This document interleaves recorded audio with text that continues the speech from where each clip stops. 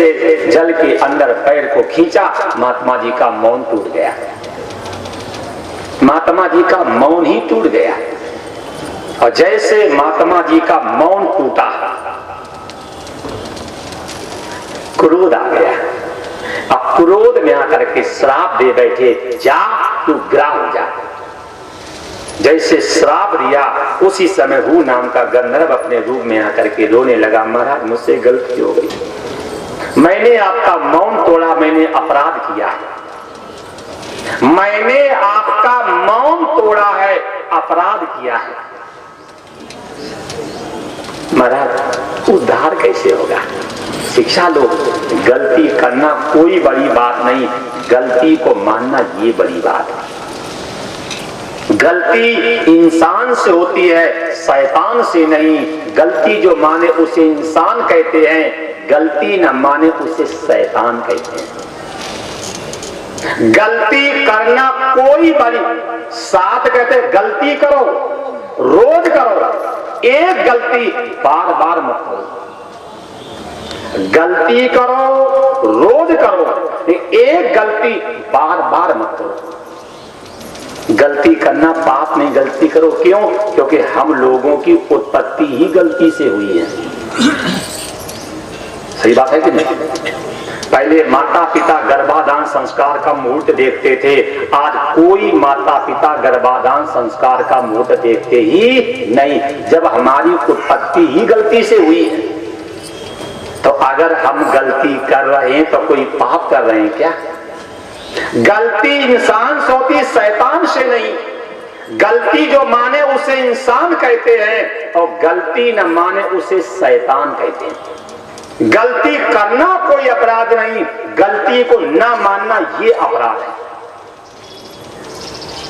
अगर कोई गलती करते हो, करा करो, रोज करो, एक गलती बार बार मत करो। देखिए आपके सामने प्रमाण है। रोने लगा, महाराज हमने गलती की है, आपने श्राप दिया, बहुत बढ़िया किया, जाके भविष्य में कोई गलती ना करे। उद्धार कैसे होगा? महात्मा जी को दया आ गई।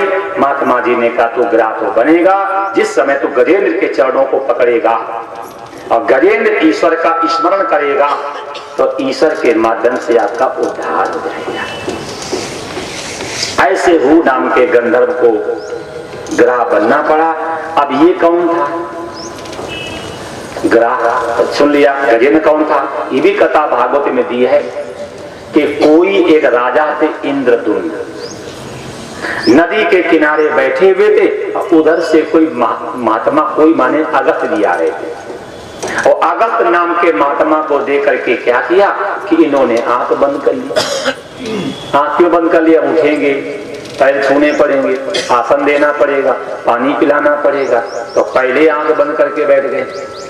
और जैसे अगस्त जी ने देखा तो अगस्त जी को क्रोध आ गया।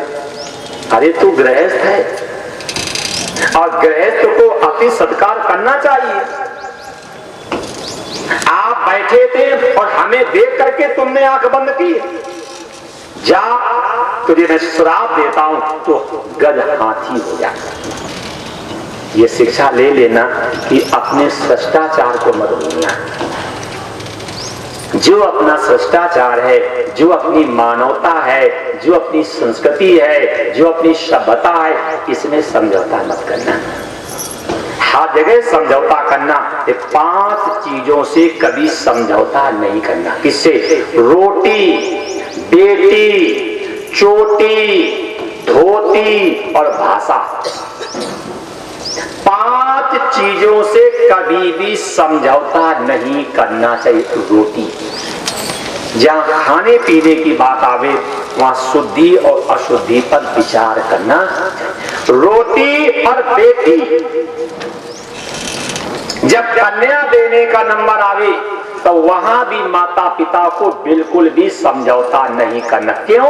आप लड़के के पैर पूजोगे, तो जिस समय आप बेटी दे रहे हैं तो कम से कम उस कुल को तो देखो, पिता, बाबा, परबाबा, माँ, दादी, परदादी।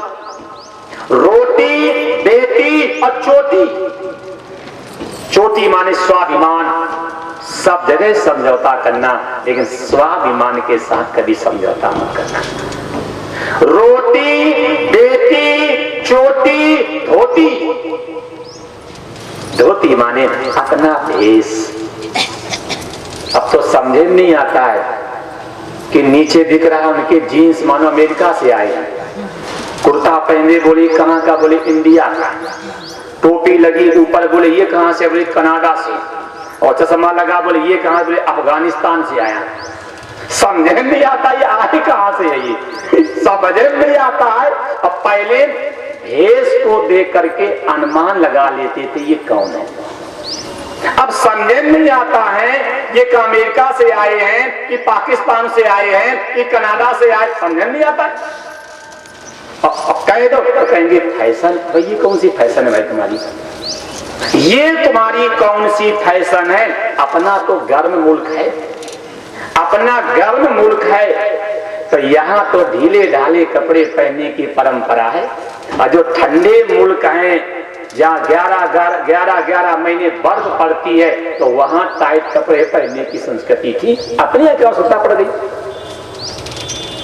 तो रोटी बेटी चोटी भेष और भाषा, और भाषा से भी कभी समझौता मत करना। जो हम लोगों ने शब्द जो अपना रखे हैं, कहती है हमारी मिसेज है, कहते हैं आप पढ़ लेना इंग्लिश की डिक्शनरी खोल करके, मिसेज माने कहती है रखेल। कौन है ये, मतलब मिसेज माने रखेल। वही मेरा, हम जो शब्द बोल रहे हैं कभी उन शब्दों का अर्थ भी तो पढ़ो।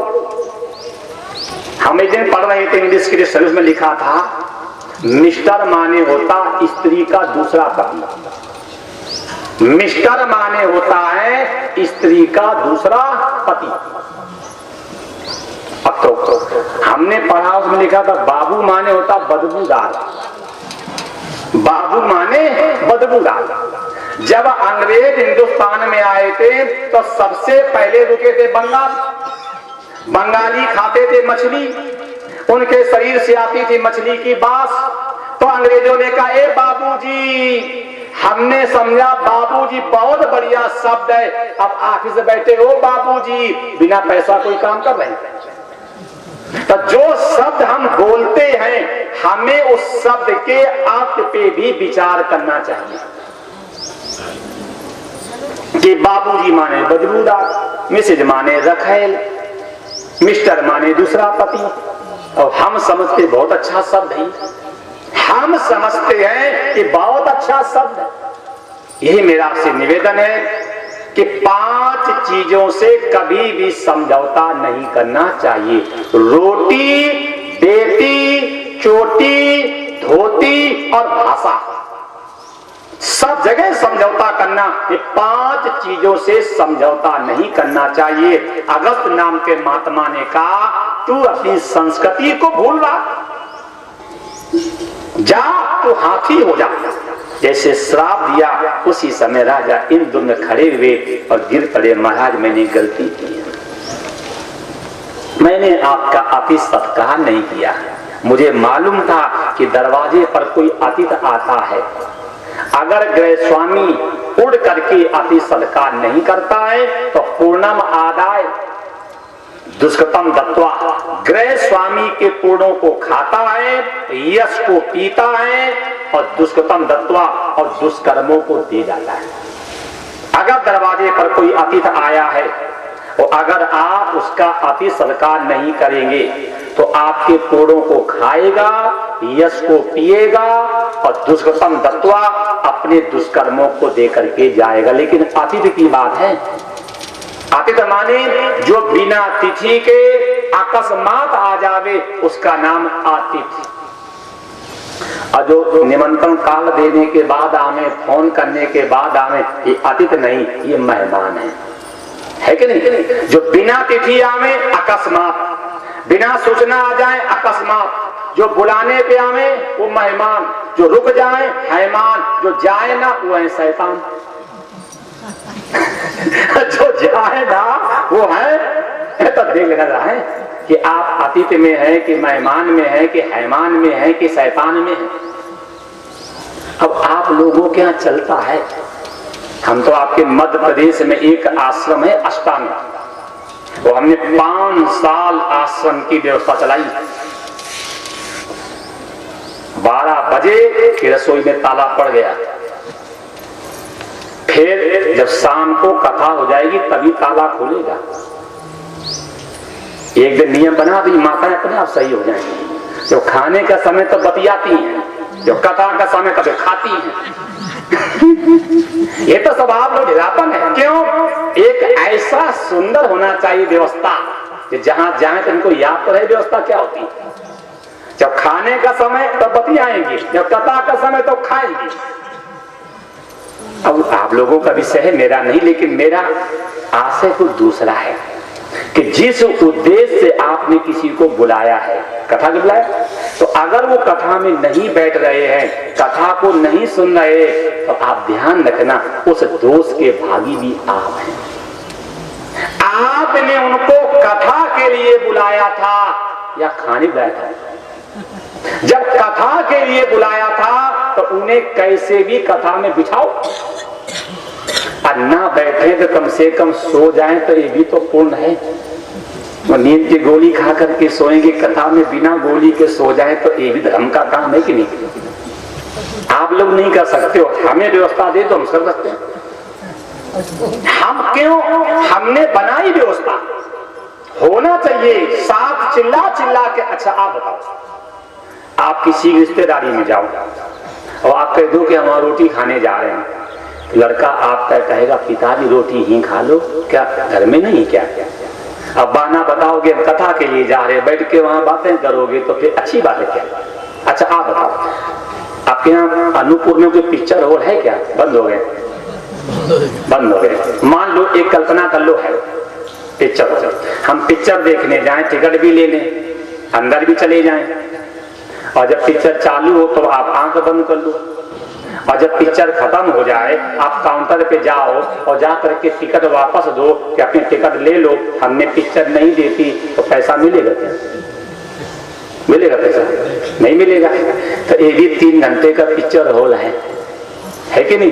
टेंट लगवाया गया, मैप लगवाया गया, हमारी आने की व्यवस्था, जाने की व्यवस्था से व्यवस्था हो रही है। तो अगर इस कथा को आप सुनोगे नहीं, आओगे, तो इसमें तुम्हें पूर्ण देने पड़ेंगे, इसमें आपको पूर्ण देने पड़ेंगे। इसलिए जाओ तो वे सुनो, मंदिर में जाओ तो पूजा करो।